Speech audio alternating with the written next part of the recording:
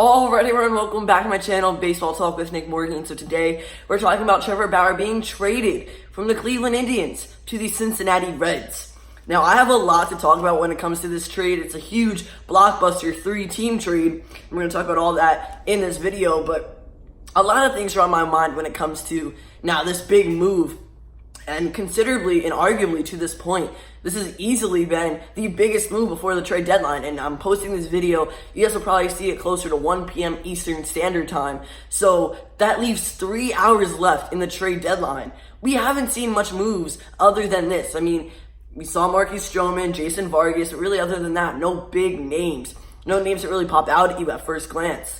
So it's kind of weird. It's been slow this year. The deadline's been very interesting in how people have played it out. The Yankees still going to make a big move. But on other terms here, Noah Syndergaard has been taken off the market supposedly by the Mets. So it's crazy what's going on. We have a lot to talk about. Trevor Bauer traded to the Cincinnati Reds. Let's get into it. So being that this was a huge 3-team blockbuster trade, I'm going to let you know everyone who was involved and who was received by each team after the move. So the Cleveland Indians, the Cincinnati Reds, and the San Diego Padres were all in on this move. And Cincinnati Reds easily got the best player in this deal. That was Trevor Bauer. Outfielder Yasiel Puig, outfielder Franmil Reyes, left-handed pitcher Logan Allen, left-handed pitcher Scott Moss, and infielder and outfielder Victor Nova all went to the Cleveland Indians. And in return, the Padres received outfielder Taylor Trammell. Now, Yasiel Puig and Scott Moss both came from the Reds. Franmil Reyes, Logan Allen, and Victor Nova all came from the Padres. And all 5 of those guys went to Cleveland in exchange for Trevor Bauer and Taylor Trammell again. So, very interesting here. The Padres didn't really get a big return. I mean, Taylor Trammell, he doesn't have any Major League Baseball stats in 2019. I don't really know much about him. He hasn't played at the Major League level yet this year, so I'm assuming he hasn't really made his debut yet in Major League Baseball. I could be wrong, but interesting trade here. I'm going to get into all the questions that I have and the answers or possible answers that could be explaining this big move right now. So the Cleveland Indians are 3 games behind the Twins for first in the AL Central, and they're 2 games ahead of the A's for the first spot in the American League wild card. So why are they selling? This is just kind of confusing to me. Yes, don't get me wrong, I put Bauer on my list of 10 guys who could be on the move before the trade deadline in a video a couple days ago. But out of all teams, giving him over to the Reds in a trade just doesn't really make sense. I think they could have got a lot more potential back for Bauer from contenders and from bigger teams with better farm systems and just better players. Like, the Reds are not a bad team, they're not a great team though either, and a lot of other teams have better farm systems. The Houston Astros have one of the best farm systems in baseball. The New York Yankees have Clint Frazier, so if they really wanted outfield talent, you got Clint Frazier. You have some pitchers that the Yankees could have given the Indians in exchange for Bauer. So it doesn't really make sense as to why they were so quick to deal him to Cincinnati. I get that it was a 3-team trade and that they did get some good guys back. I mean, the biggest piece is probably Yasiel Puig here, but it's just kind of confusing to me because now are they taking themselves out of the postseason race? I don't know, but they're definitely not in as good of a spot as they could have been if they kept Bauer. Like, they're close.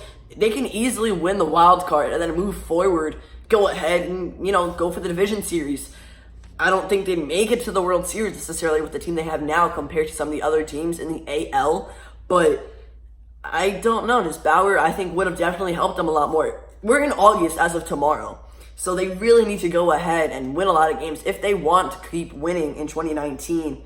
But I guess maybe if they're working for the future, this is their best move.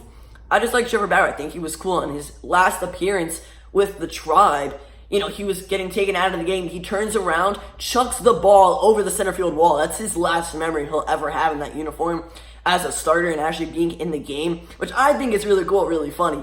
But Trevor Bauer, I thought definitely would have been to a better piece and a better acquisition for a bigger team name. I don't know. It's just weird to me. And another thing, the Cincinnati Reds are 4th in the NL Central with a 49-56 record. They're not in the postseason race and well under 500. So do they flip Trevor Bauer? I mean, I think a lot of postseason teams right now are postseason contenders are definitely willing to spend a decent amount to get him. He's a very good starting pitcher, and he could easily benefit every team. I can tell you for a fact that there is no team in Major League Baseball that has 5 very good starting pitchers. They could be 5 decent pitchers or 5 pretty big names, but not necessarily having the best year of their career. Definitely is a spot for Trevor Bauer on any team's roster, especially the rotation. He's got a big name, and I think the Reds could get a lot from him. I mean, they're not really good now, and in the future, I'm giving it at least 4 years, maybe 3 at the earliest, that we see them really winning a whole lot of games again. They really need to work with a big farm system, and selling Bauer, flipping Bauer, would give them some good guys in return. The Astros, again, have a really good farm system, probably the best in baseball. The Yankees have Clint Frazier, Thairo Estrada, Jonathan Loaisiga, a lot of great guys that the Reds could receive in exchange for Bauer. And I mean, they'd be good on both teams' behalf. So maybe that's the most logical decision here. Maybe that's what the Reds do. We only have a couple hours left in the deadline, but I could definitely see it at least happening or about to happen. Like, hey, his name is out there, give us an offer and we'll see what happens. So now we're going to get into statistics here. For Trevor Bauer in 2019, he's pitched in 24 games with a 9-8 record, a 3.79 ERA, 156.2 innings pitched, 185 strikeouts, and 1.21 whip. Now in his career, he has 184 games with a 68-55 record, a 3.92 ERA, 1,060.2 innings pitched, 1,111 strikeouts, and a 1.29 whip. So definitely a great guy. Maybe this year isn't his best year record-wise, but his ERA is lower than his career ERA, and his whip also is lower than his career whip. He's definitely doing well, 185 strikeouts, so he'll easily hit 200, maybe within his next 2 or 3 starts. And I think he definitely has a very bright future. He's young now, but even now, I would take Trevor Bauer any day as a starting pitcher for any team, especially the Yankees, and especially postseason contenders. And I keep bringing up the Astros and the Yankees just because they have had their names out so much right now for the trade deadline. They're both looking to make some really big moves, so I think they could be willing to get Bauer, and Bauer's just been a beast this year and in his career so far. So in return, the biggest piece for the Cleveland Indians was easily Yasiel Puig, and in 2019, Puig has 373 at-bats with a 252 average, 22 home runs, 61 RBIs, 14 solo bases, and a .777 OPS. Now in the outfield, the Indians can choose from Tyler Naquin, Jordan Luplow, Oscar Mercado, who's been a very good rookie. He's exploded in the past couple of days and weeks. Greg Allen, Jake Bauers, and then the 2 new guys they've gotten in the outfield are Puig and Franmil Reyes, of course, and you also had the infielder and outfielder, so you could switch, or you can kind of work back and forth with him, and that was Victor Nova. So you got a lot of depth if you're the Cleveland Indians right now, and that's definitely really good for them. They also got a couple pitchers back in return for Bauer, so they got some good guys. Again, Puig easily being the topper here, but do they win this trade? Maybe. I mean, it's kind of like a toss-up. I'm not sure exactly who would win. I'd say probably Cincinnati, especially if they flip Bauer and get a lot back for him. But, yeah, I mean, Yasiel Puig's 2019 hasn't been terrible, and the Cleveland Indians, probably will benefit from him, and I think they will, but will they win games without Bauer when it comes to now having a different guy in that spot in the rotation? We'll have to wait and see. Alright everyone, that's going to end it for this video. If you enjoyed it, don't forget to drop a like down below, comment, and subscribe.